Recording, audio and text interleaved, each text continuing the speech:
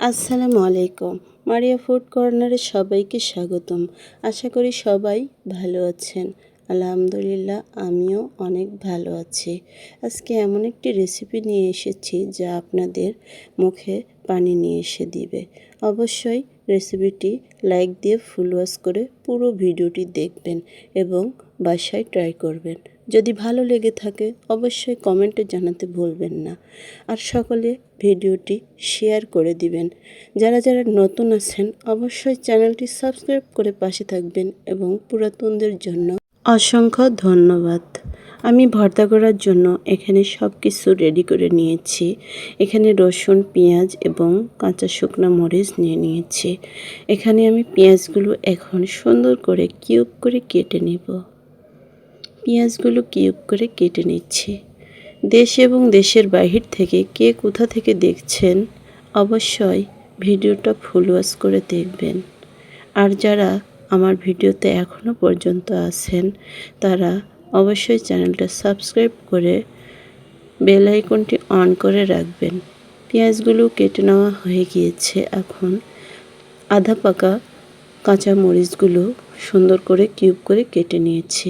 এখন এগুলো বাটিতে রেখে দিলাম। এখন কেটে নিচ্ছি রসুনগুলো সুন্দর করে কেটে নেব।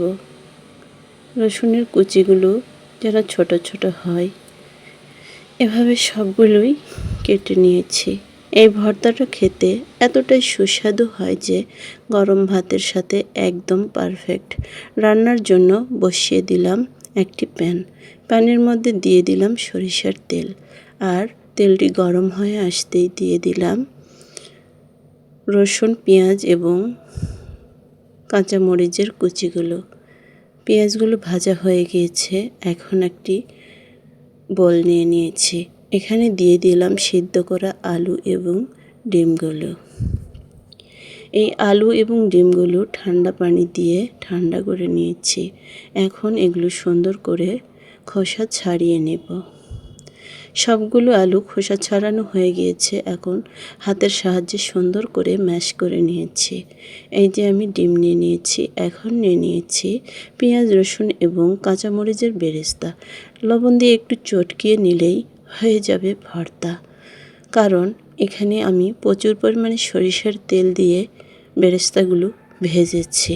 এই যে ডিমটা দেওয়া হয়ে গিয়েছে, দেখুন একদম একটি পারফেক্ট ভর্তা হয়ে গেল।